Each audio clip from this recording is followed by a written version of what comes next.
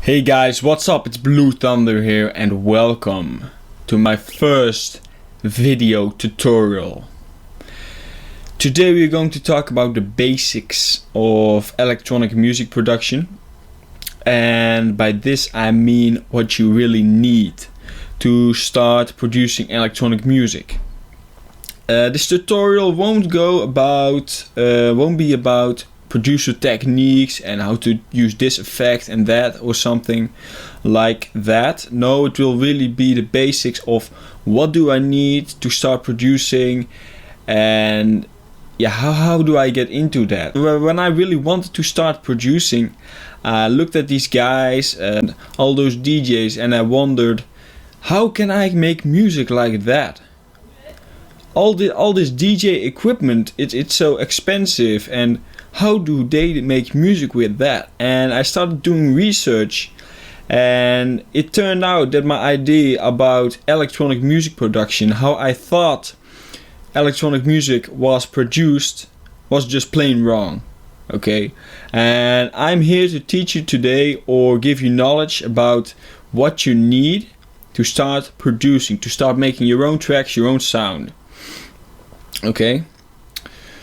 The basic things that you need is either a laptop or a PC with a good CPU and a sound card. Okay, if you don't know what components a computer has, then look them up. Look up what components a computer has, and you probably need all those components. But the things that you need to look out for the most are the CPU and a good sound card.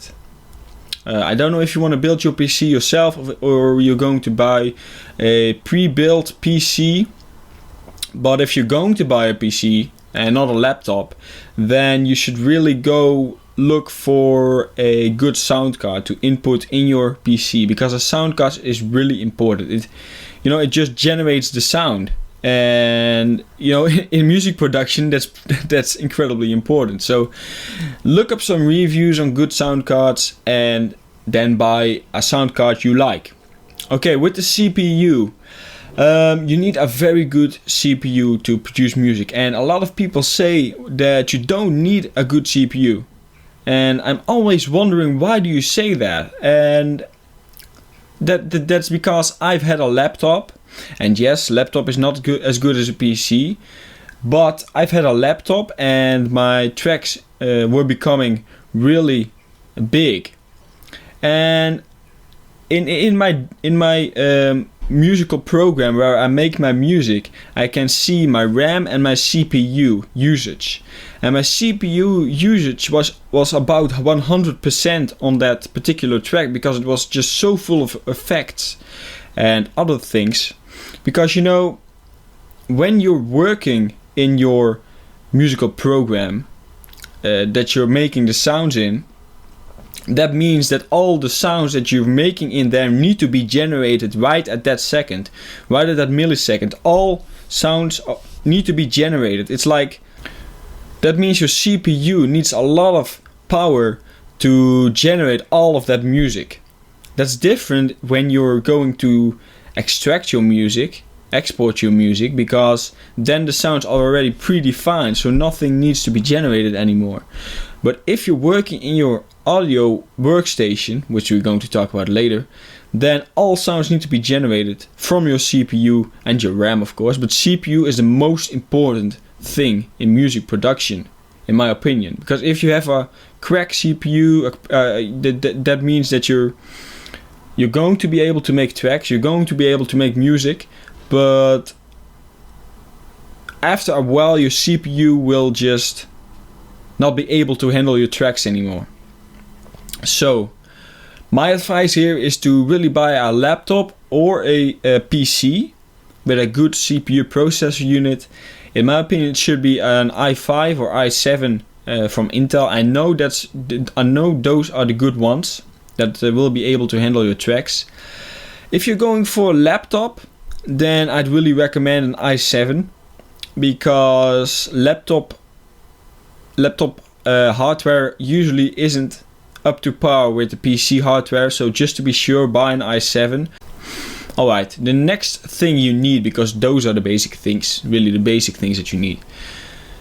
The next thing you need is a DAW. Okay? A digital audio workstation. This is just your hub. This is your hub to produce your music. You just make the music in your digital audio workstation. And there are a lot of digital audio workstations, for example, FL Studio, Ableton, Reason. Yeah, those are a few of the many DAWs that there are. And I'm using FL Studio at the moment, and I don't plan on changing that, but there are a lot more, and you should look into them. But if you're going to follow my tutorials, I'll be making more, then I suggest you download FL Studio. It's the most beginner friendly, it just has a great interface. I don't know why anyone would choose a different digital audio workstation, but FL Studio works for me. It has everything I need. So FL Studio would probably be your best choice in my opinion. Okay, the next thing you need are VSTs. Okay, so VSTs are like programs. Think of Windows or OS X as your operating system, right? Then there are programs you can play in this certain operating system. For example, you can play Skype, and you can play games, you can start your antivirus, you can browse in this Windows and OS X. And in your DAW, this is exactly the same, only for musical programs. So VSTs are musical programs that you can use for either generating music, generating sounds, or generating sort of effects like a reverb or delay sound. Now, you have VST synths and VST effects, like I already mentioned a bit. You need VST synths to start producing your sounds. Okay? Well, you don't need it. You can also make your own sounds by recording your voice, by recording any sounds from the world, but VST synths generate a sound for you. So FL Studio comes with a few default VSTs like 3X OSC and Harmless, I believe, and more. But I'd really suggest looking into more VSTs than just those, because they're great, okay, for starting out. But I've learned that there are more VSTs out there that are better, okay? If I had to suggest 3 VSTs, I'd suggest Silent, 1, and Massive. And lately there's a new sort of VST, I think it's about 2 years since it came out, which is called Serum. And those 3 are really high quality VSTs, okay? I'd really suggest looking into those. But there are more VSTs. These are 3 paid ones, but there are more that are free. I don't know any free ones, but you really should look into downloading VST synths that are third party, so not default with your DAW. Now you have also VST effects. Now we know what VSTs are, and we know what VST synths are. But what are VST effects? Well, like I mentioned before, VST effects can be reverb effects, delay effects, phaser effects, all those nifty, nice little things. And VST effects you really don't hear in a track, because you didn't start producing music yet. You probably don't know when people are using delays and when they're using reverbs, when they're using phasers and all that stuff, when they're using sidechains. You probably don't know what that is, but I will explain that in a later tutorial. So when you're going to produce, it's actually funny that you know what effects all those popular producers use in their tracks. And when I started out, I didn't know that they used all of those effects. Like now I hear where there's a delay effect, where there's a flanger effect, where there's a phaser effect. I know when producers use those effects. So VST's effects can be used on top of your synths. So if you have a nice sound already, but you want more, you want a bigger sound, you want to compress it, you want to put some reverb on it, a bit of delay and all that stuff that you will learn, then you can add an effect on top of that synth, of that VST synth. Now, I don't really know of any paid plugins or free third-party plugins, because I most of the time only use FL Studio native plugins. But look into VST effects. I can look into VST's effects as well if you want me to. Put it in the comment section down below. If you have any question right now, please put it in the comment section down below as well.